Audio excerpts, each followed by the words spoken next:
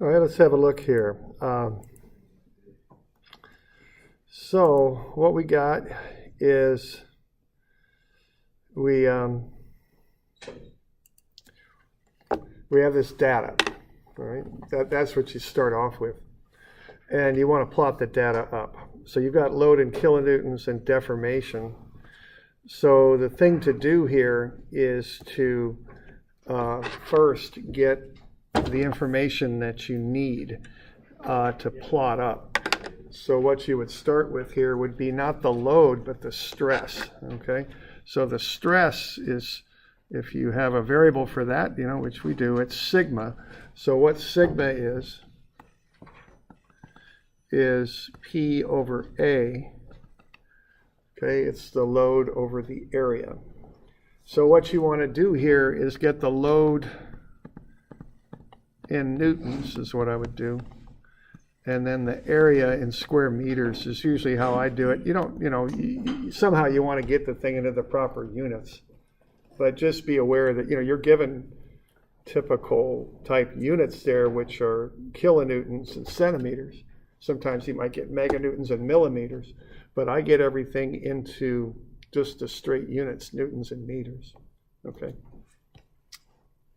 And then you're going to want to create a column where you take the load over the area. Okay, now what deformation is delta. So what you're going to want to do next there is to get the strain. Now what the strain is delta over L. Okay. So that's where you'd want to start with this. And so you're going to get that data listed out.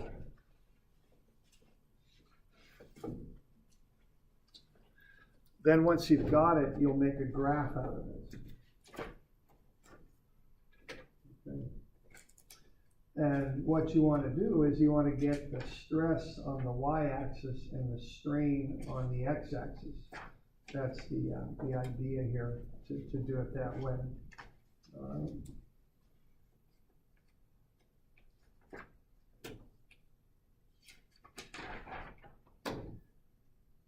Now, as I've mentioned, if you're doing Excel, you want to use a scatter plot. Okay. So, for instance, and I'll just so you can check your work here.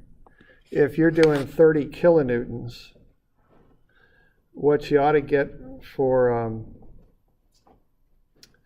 let's see, for the stress is 230 times 10 to the 6. So the stress ought to be 230 times 10 to the 6. And the strain then ought to be 0.000945. Okay.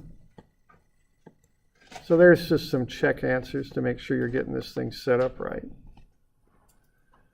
And then what you want to do is get a curve plotted up. You want the stress on the y-axis and the strain on the x-axis is what you want to do there, okay?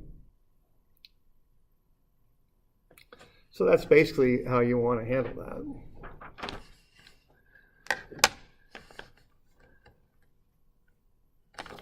Okay. And then once you've got that plot made, you want to answer some questions here.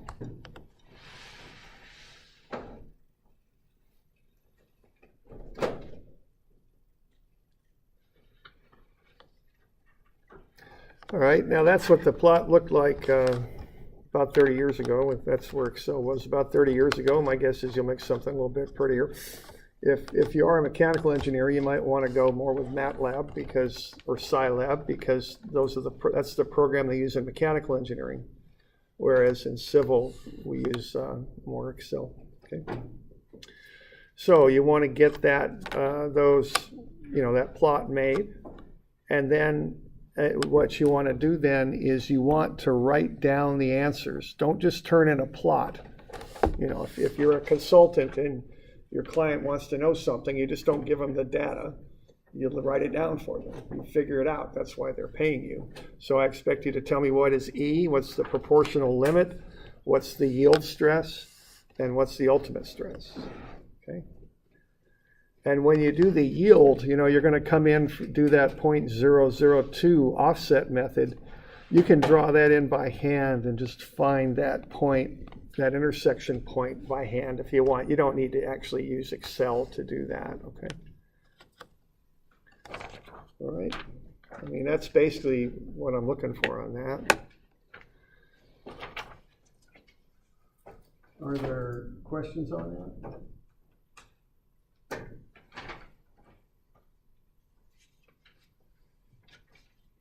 So for 111, you just want a sheet of paper with the plot and the answers there like that, squared, just like you normally would for any homework? Yeah, right. But instead of calculations, you got a plot. Yeah, that's it. So yeah, just put the plot in there, figure out the answers and write them down, box them in. You might have a little bit different answers than someone else or from me. That's fine. You're looking at a graph. It's not like you're calculating numbers. So as long as you're in the ballpark, you should be pretty good. Okay. Other questions on that?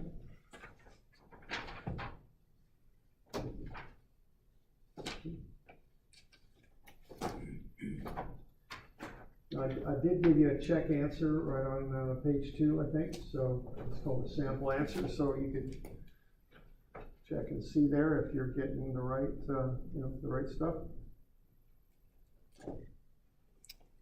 Okay.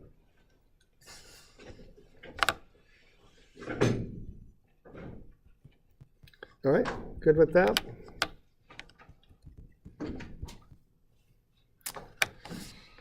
All right, the next one here is 122. This is an exercise in strain and Poisson's ratio also. So that's what this one's about.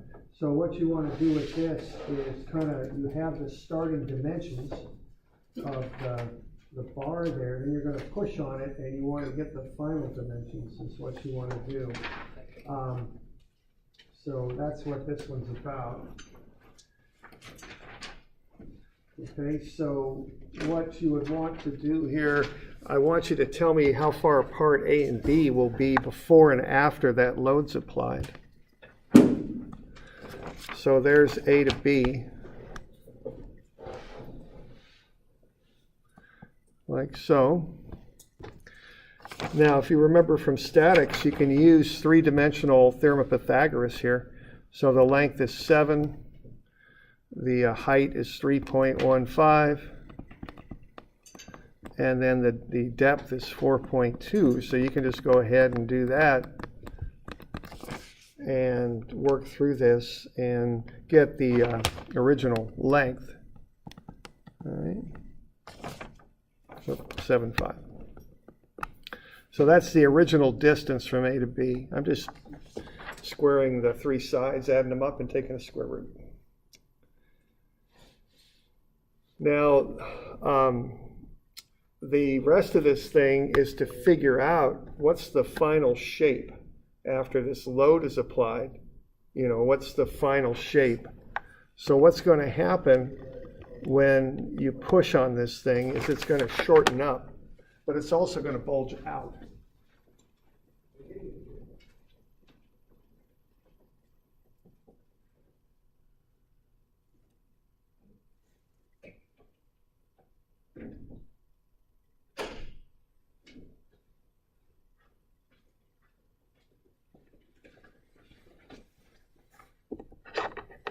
All right, so what will happen then is it'll get a bit bigger this way, but it'll also get shorter, okay? So it'll go into a shape like that.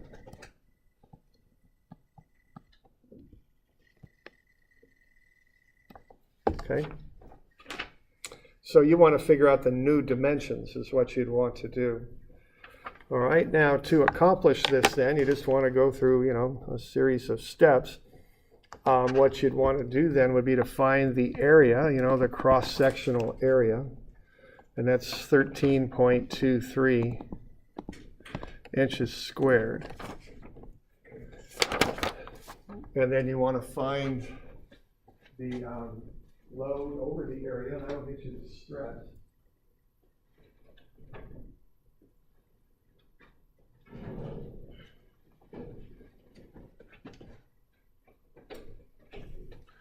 All right, so you want to find sigma.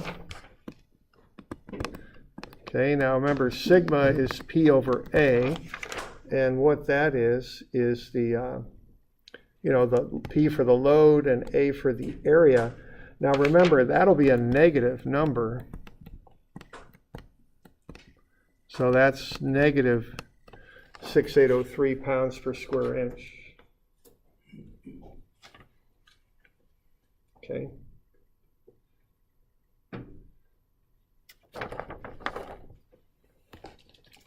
So now you've got the stress.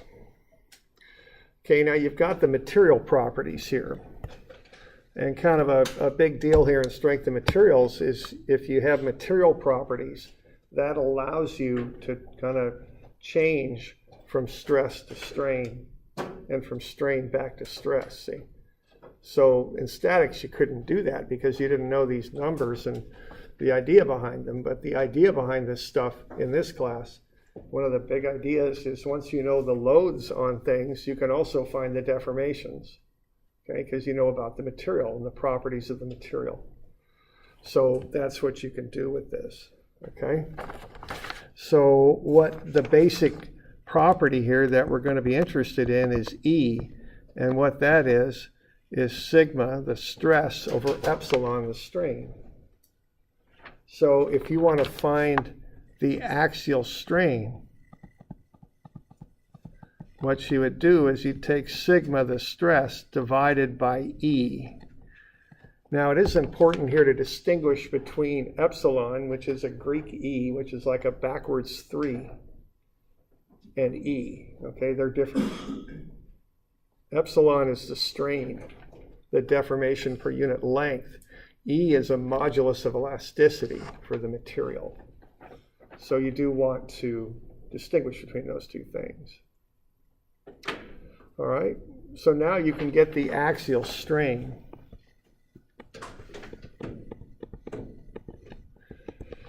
All right, and when you run the numbers on that, you'll get negative because it's getting shorter, 0.1134. So basically, when you push on the bar with these characteristics, it's going to get 11.34% shorter is what it's going to do. Okay. Does stress have units, or is it distance? Well, first off, that's strain. Oh. Yeah, strain is unitless. Okay. Strain is deformation per unit length. Okay. All right, so if you want to find the delta now, what we've got is that the strain is delta over L, right? So delta, which is, that has units, will be the strain times the length.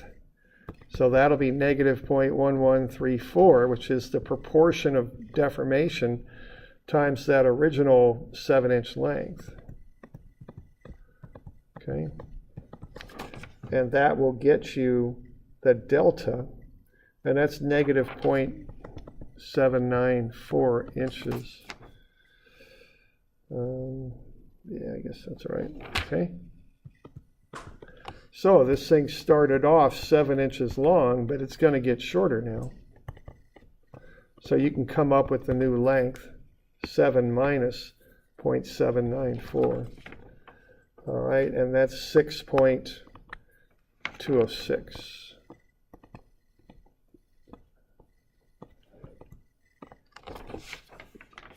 Okay, so that's the basic deal there.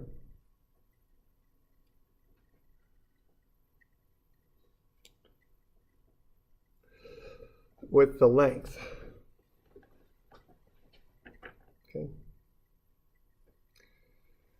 You good with that?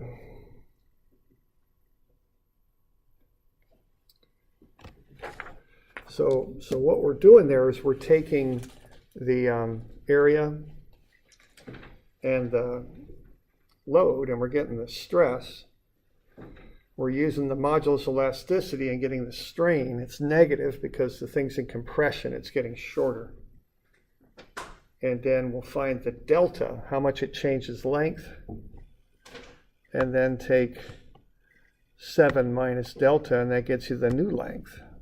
Okay? And we can do this because we have these properties that tell us the relationships between stress and strain. Okay? Is that the final length? Yes. That's the length, that's L. This, which was 7 inches, is now 6.206 inches. well, the box answer says 8.2. Well, that's from A to B, Oh, that's just A. and B. which is a diagonal. Okay. So we got one of the 3 parts of the diagonal. Okay. Good with that? All right. Now the other 2, they're going to be found with the lateral strain, okay? And, you know, well, I'll just write that out. So the lateral strain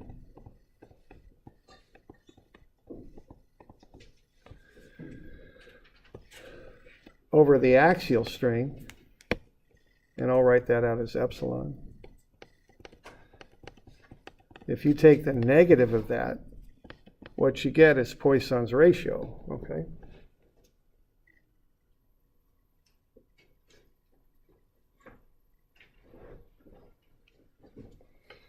So Poisson's ratio for this thing is 0.4. So what that means is the lateral strain, which is, remember, lateral means sideways. What that is, it's positive 0.04535.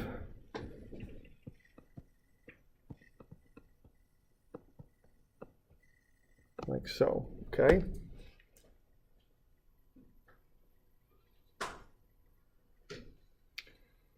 So along the length, it's getting about 11% shorter.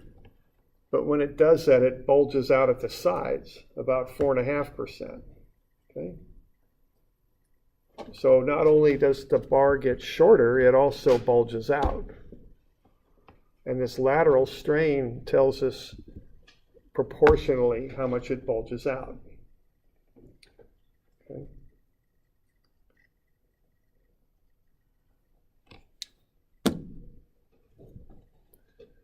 So are we okay with that?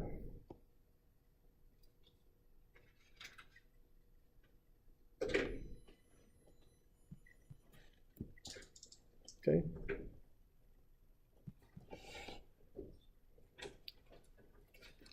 So if you want to know how much it changes length, you can get delta H, let's say. Okay, and what that's going to be is that strain, which is 0.04535, because it gets 4.5% thicker, and the original H is 3.15. So what delta H is going to be is 3.293. No, it's 0.293, I'm sorry. Or no, it's not. It's 0.143. There we go. Okay.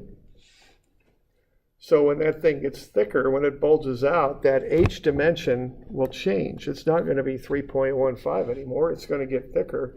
So H nu, you might say,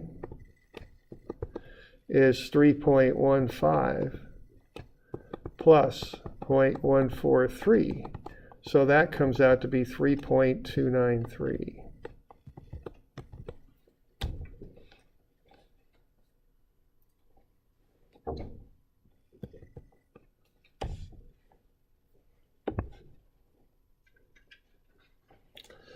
Okay, you're also going to want to find d nu. Okay, you want to find that also. And that's going to come out to be 4.391. Okay. Same process with that strain. Yeah, see, it's sideways also. And then to find LAB new,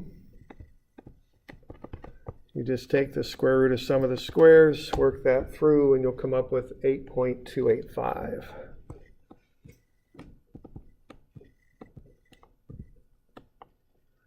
Okay. So once you get the new dimensions, you know, you can just square root some of the squares and get the final diagonal length. So just to double check, the lateral strain for both the depth and the height are the same? Yeah. Okay. Its strain is just kind of a proportion of thickening. So it'll, you know, it's the same. It's the deltas that are different because they got different original lengths. Okay. Yeah, I wrote it down. I'm like, hey, wait a second, I just did this. So I just wanted Yeah, to- right, yeah. We good with that? I'm doing all right? Okay. All right, so I think you got 4 of them due next week on Wednesday, okay? All right, so 111, 122, and then was it 102 and 103, I think? Okay, that's what I remember. So 102, 103, 111, and 122, okay? All right, so that's that stuff, okay? We're good? All right. All right, now we'll kind of keep rolling through the next one here, and the next one is shear. What we've been covering here so far has been axial, lengthening and shortening, and then this sideways bulging out or getting thinner. What we also then want to look at is shear, which we talked about a little bit earlier, which is a sliding type motion. And just like the normal action has stress and strain and those kinds of things, shear has stress and strain and that sort of thing as well, okay? So we want to take a look at that.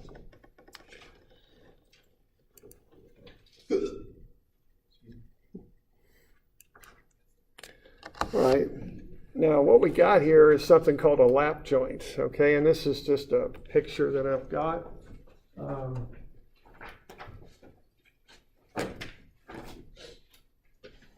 Okay, so I don't know if I have that in your book or not. I don't think that I do. It's just what I drew up here just to visualize something. So what we've done there is we've overlapped, which is where the word comes from, lapping, two boards or two plates. Some on page 170 is where I'm at. I just got kind of a side view of it in your on page 170. And then I put a bolt or a rivet through there, and I'm going to pull on the lower plate. So what's going to happen there is this rivet's going to get pulled that way by the force we're applying, but the top plate, which is attached to the wall, is going to say, you know, I don't want to go anywhere. I'm attached to the wall. So you're going to get a shear action going on right on the space or the area where the two plates are rubbing against each other, okay, right in there. And so you get a shear is a shear stress that's going to build up in that area there between the plates, right there, okay? So let's just investigate that a little bit. Is it just like where that bolt is, or literally where they're touching? That's pretty much where the bolt is, because the bolt's what holds them together, so the bolt's what feels the stress.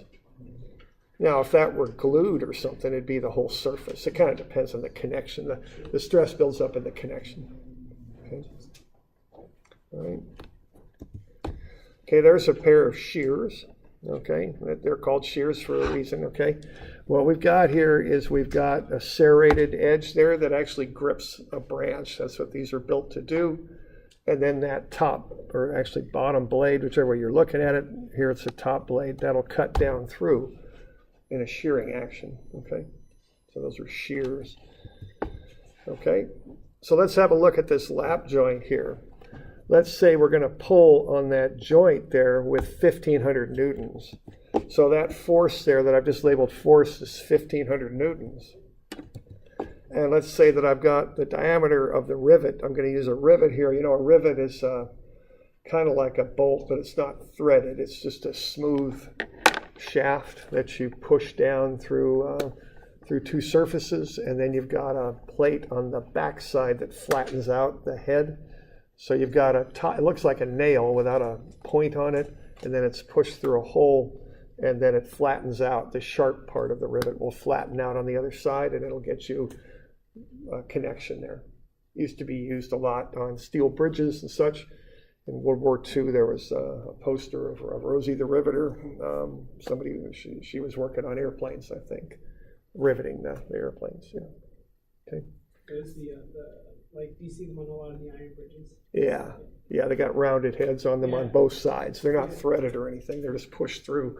Sometimes they're heated up so you can smash the other side of them out. Yeah. Okay. All right. So what we're going to want now are the same sort of parameters as before. We want the load and the area.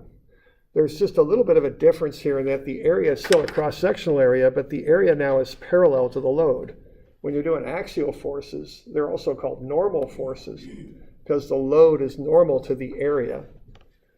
But for shear, the load and the area are parallel. Okay. So we've got those, all right? So we got the load, and that becomes a shear force, and that will be divided by the cross-sectional area of the rivet there. So I went ahead and I calculated that. I did pi r squared. We've got the diameter of the rivet at 12 millimeters. Well, okay, so 12 millimeters is 1.2 centimeters, so that's 0.12 meters. It's 0.012 meters, okay? So half of that for the radius is 0.006. So I'll take pi times 0.006 squared, and I'll get the area there. And I've got that in meters, okay? 0.0001131 square meters. Okay? So that's the area of the rivet in square meters. I've mentioned this before, but when I do metrics, I like everything in newtons and meters is how I like to do it. And, you know, if you can keep track of it all, you could shortcut it a little bit, but I can't remember all that stuff. Actually, I probably could if I wanted to, but I don't want to. So I just put everything in newtons and meters, okay? And then when I'm done and I get an answer, I convert it into the appropriate metric prefix, you know, megapascals or gigapascals or whatever. But I just do that at the end, okay? All right. So, and I've got a force then. If I pull with 1,500 newtons with my free body diagram, I'm going to pull on the bottom of that rivet to the right with 1,500. So the rivet itself will have to develop an internal force to the left. Okay. And I'm kind of overkilling this a little bit, you know, but if I do a little equilibrium equation there, I got sum of fx is 0 minus v plus 1,500 newtons. V is 1,500 newtons. And then I'll take that, which is the force, and I'll divide it by the area of the rivet. And I'll get 13,300,000 newtons per meter squared. That's 13.3 megapascals. So that's the shear stress in the rivet. So if this were a design that I'd done, and what I might do then is check the material the rivet's made out of and see how much stress it can handle, whatever that material happens to be, and make sure that it's at least 13.3 megapascals. And I'd probably tack a safety factor on there if I were doing that for real. You know, I wouldn't want to take it right to the edge there. So, okay. So what I did there, I just took the force applied and divided it by the cross-section of the rivet. The area there is parallel to the load. They're parallel to one another. Okay.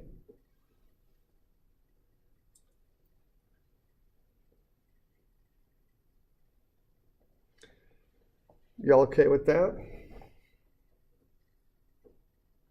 Okay. Pretty straight up, I think. Now, they're not all straight up. I mean, some of them you got to kind of work through them a little bit. So let's say we've got some glued boards, as I'm showing you there. Okay.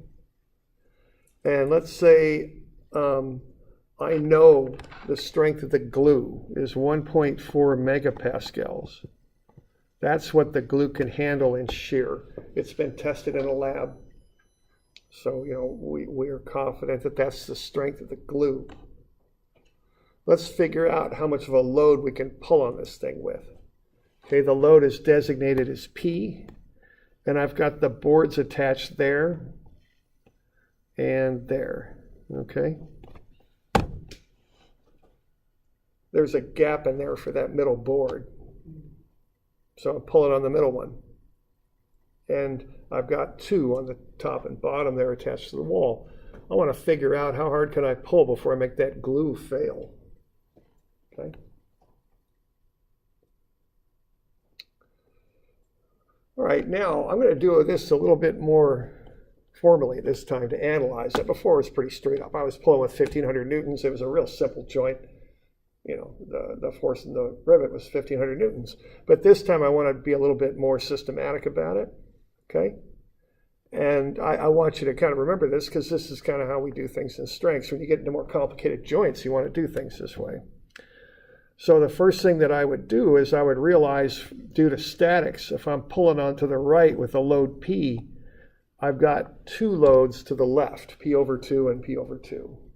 Okay, so half the load I'm pulling with is in each of the boards. Okay, got the wall there. It's symmetrical, so that's the assumption I'd make. I could do a moment equation and really prove it, but if it's symmetrical, I'm pretty confident it'd be that way, okay? Now, to figure out what the load is in the glue, I draw a Freebody diagram, just like we were doing a couple days ago, and I cut through what I want to know. So if I want to know the internal force in the glue, I make a cut through the glue, and I take one whole side or the other. I'll take the top. Okay, and there it is, okay? So I've got that top reaction of P over 2 to the left, and then I've got my unknown shear force in the glue, that internal shear force, V, to the right. Okay? And I could do the same thing with the lower glute joint. And I'm just showing you the real systematic way to do this because some of these things can get a little more complicated than what I'm just throwing up here. And we just want to be sure that we've got a good, solid way to analyze this stuff, okay? Okay, I could also cut through the lower glute joint. I took the top, which is probably a little bit of overkill, but that's what I did. P over 2 to the left, P to the right, and then the unknown force in the glue back to the left. Okay, so I get those free body diagrams, and then I go ahead and run the numbers, okay? Sum of fx is 0 for both cases. And in both cases, I'm going to find that the force in the glue is P over 2. Now this thing, again, is pretty simple and symmetrical. You probably could have figured that out just looking at it, but if you can't, this is how you do it. You find the external forces and reactions first, then you make cuts through the area that you want to learn about, but you've got to take one whole side or the other whole side. That's how this goes, okay? So what I just determined there is the force in the glute joint is P over 2, all right?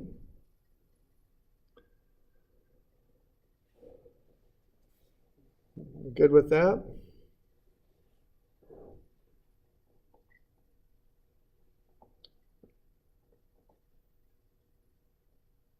Okay.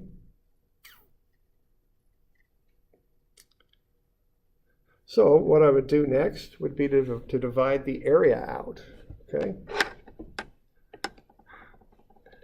Now, I don't think I dimensioned it on the sketch, but I think I mentioned the depth of these boards, 15 centimeters wide, okay, into the page. Okay. So what I can do there is I can find the area of the glute joints, 15 centimeters by 40, okay? So the area would be the area of that glute joint, 0.15 meters, 15 centimeters times 0.40 meters. If I'm not mistaken, that's 0.06 square meters, okay? That's the area of each of the glute joints.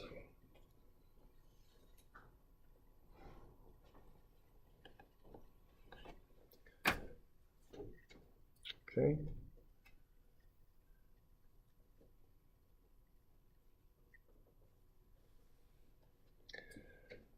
All right. And then to find the shear stress, I take the load, which is P over 2 in each of the joints, the glute joints, divided by the area, which is 0.06. Okay. So that's the stress. Now I know what the stress is. The allowable stress is 1.4 times 10 to the 6 megapascals, so, or 1.4 megapascals, which is 1.4 times 10 to the 6 newtons per meter squared.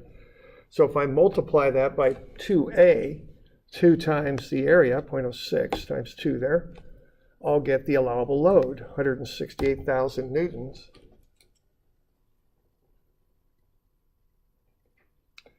Now, if I'm doing this for real, I'm probably going to throw a safety factor at it. If I'm manufacturing this glue and I ran it through a lab test and found out it could handle 1.4 megapascals, I'm not going to recommend that the people buying this stuff take it all the way out to that level. I mean, testing has all sorts of variation in it and all that. And, you don't want this stuff to break. So I might take that load and divide it maybe by 1.5. I'd tell people, okay, you can use 112,000 for that load, and you should be safe, okay? That's a safety factor I'm throwing in there.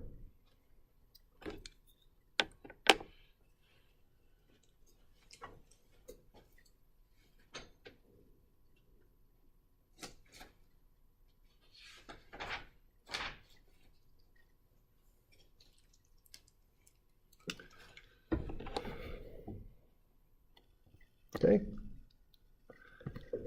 So that's a little bit more complicated example. Complicated in the fact we had to do more detailed free body diagrams, and also had that extra twist there that you have the stress. You want to find the load.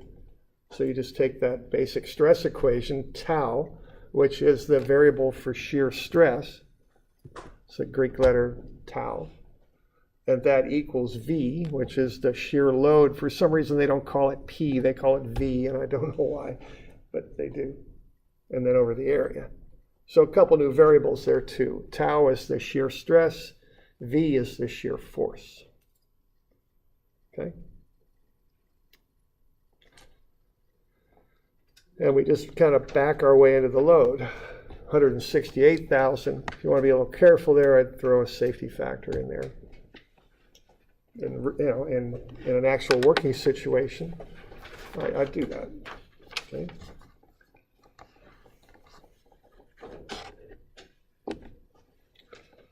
We're doing all right with that? How'd you what was the Vmax again? How was that determined? I found tau max or Vmax? Vmax. Vmax, I took tau max, which I was given for the glue, times the area of the glue. And so what I'm doing there, I'm taking, well, let's see what, well, hang on here. Now what I've got is I've got that tau is the load, P over 2, divided by the area. Okay, that's by definition.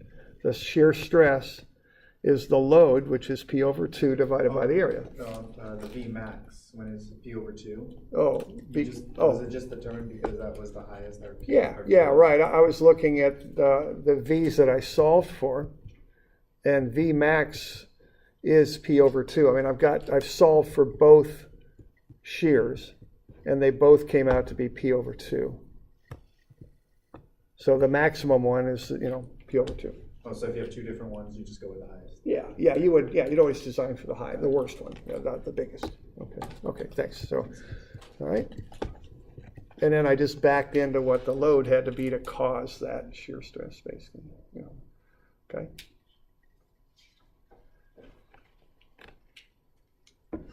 Other questions?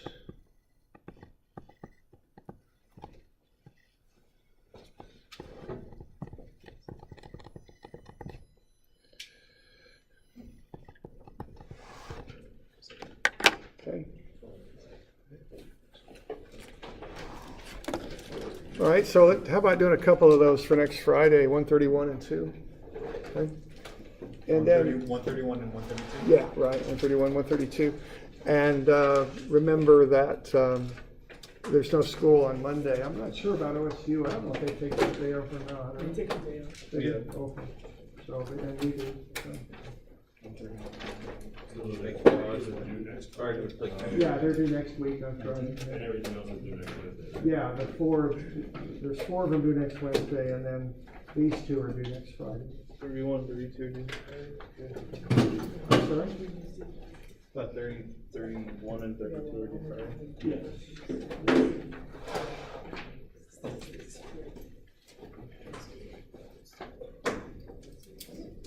Wednesday we got.